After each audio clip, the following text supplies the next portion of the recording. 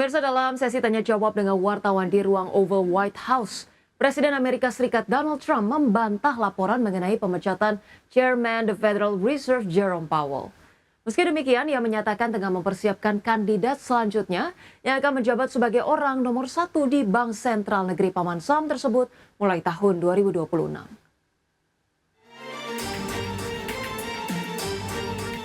Presiden Amerika Serikat Donald Trump menyatakan bahwa ia tidak berniat memecat Gubernur Federal Reserve Jerome Powell. Namun di saat yang sama, ia kembali meluncurkan kritik tajam terhadap Powell karena belum juga memangkas suku bunga dan tetap menyiapkan kandidat pengganti Powell. Adapun kabar yang menyebut Trump sedang mempertimbangkan pencopotan Powell langsung mengguncang pasar. Indeks saham jatuh, dolar terpukul, dan imbal hasil obligasi melonjak. But no, I'm not talking about that. Fortunately, we get to make a change in the next, 8 months or so. And we'll pick somebody that's good, and we'll pick somebody. I just want a fair job. Are you completely ruling out the idea of firing Jerome Powell? I don't rule out anything, but I think it's highly unlikely. There's lots of reports coming into this meeting that you planned on firing Fed Chair Jay Powell. Markets Is that reacted. right? Those are reports, but they're not true. Meski kemudian Trump membantah kabar tersebut, ia mengakui telah membahasnya dengan legislator Partai Republik pada Selasa malam. Langkah ini pun memperpanjang tekanan politik terhadap bank sentral yang seharusnya independen. Selain itu, Trump juga membahas proyek renovasi kantor The Fed senilai 2,5 miliar dolar yang tengah menuai kritik dari Gedung Putih dan Partai Republik. Meski demikian, hingga kini tidak ada bukti penyimpangan dan The Fed telah membela proses proyek tersebut. Berbagai sumber IDX Channel. Ya, pemirsa, selanjutnya dari pergerakan bursa global. Pemirsa, Bursa Wall Street berakhir di zona hijau pada perdagangan Rabu, meski sempat terguncang ketika laporan menunjukkan Presiden Donald Trump akan memecat Chairman the Fed di tengah rentetan kritik yang kembali dilontarkan. Meski demikian, Trump dengan cepat membantah laporan mengenai pemecatan tersebut.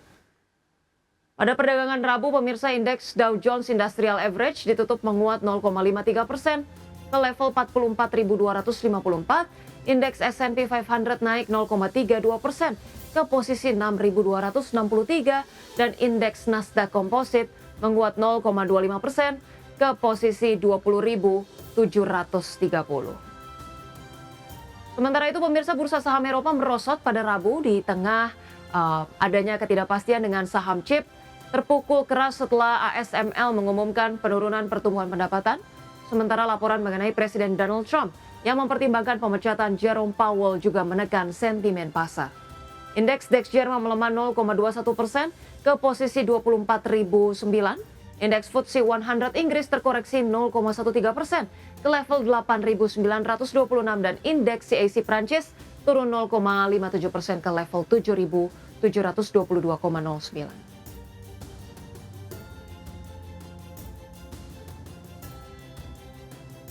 Pemirsa, terima kasih Anda masih bersama kami di Market Pass. Pemirsa, indeks harga saham gabungan atau IHSG kembali menguat, bahkan berhasil kembali menembus level 7.200-an secara intraday. Penguatan ditopang sektor teknologi melesat 8,09% usai Bank Indonesia kembali memangkas suku bunga di pertemuan bulan Juli. Indeks harga saham gabungan atau IHSG ditutup menguat 0,72% ke level 7.192,01 di akhir perdagangan Rabu. Secara intraday, IHSG sempat rebound dan kembali ke level 7.200-an, tepatnya di level 7.216,018 dan sekaligus level tertinggi secara intraday. Indeks sektoral dengan kenaikan terbesar sektor teknologi yang melesat 6,09%, sektor transportasi naik 2,36%, dan sektor infrastruktur melaju 1,82%.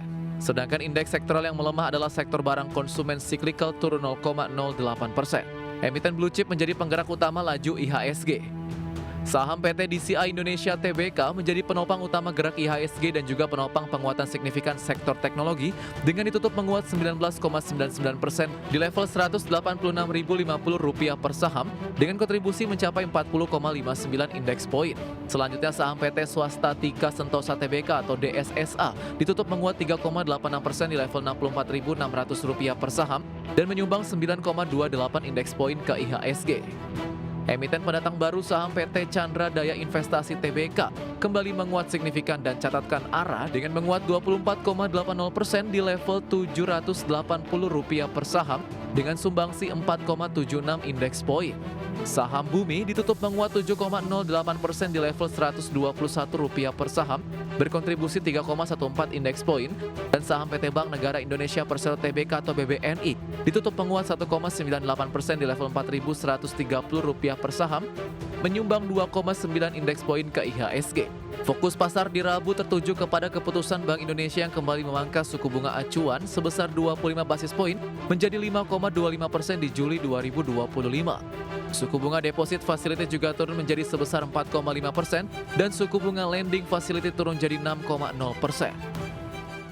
Berdasarkan asesmen prospek maupun juga berbagai risiko yang dihadapi ke depan, rapat Dewan Gubernur Bank Indonesia pada 15 dan 16 Juli 2025 memutuskan untuk menurunkan BI rate sebesar 25 basis point menjadi 5,25%. Demikian juga suku bunga deposit facility turun sebesar 25 basis point menjadi 4,5% dan suku bunga lending facility turun sebesar 25 basis point menjadi 6%.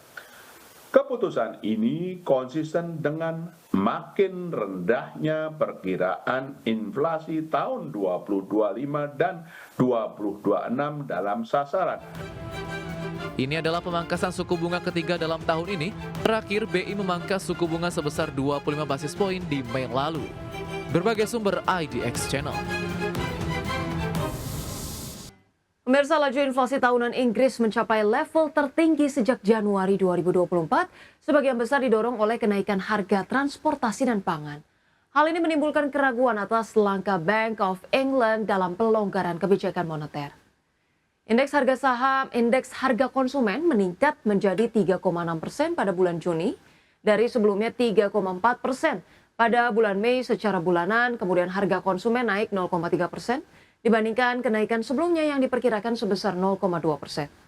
Di luar harga energi, makanan, alkohol, dan tembakau, laju inflasi tahunan Inggris mencapai 3,7%, lebih tinggi dari estimasi konsensus dan angka sebelumnya sebesar 3,5%. Secara bulanan inflasi inti tumbuh 0,4%, kenaikan inflasi yang tidak terduga ini terutama disebabkan oleh transportasi, khususnya bahan bakar motor, tarif pesawat, dan tarif kereta api. Sektor makanan dan minuman non-alkohol juga mencatat kenaikan mencapai 4,5% pada Juni 2025, menandai tingkat tertinggi sejak Februari 2024.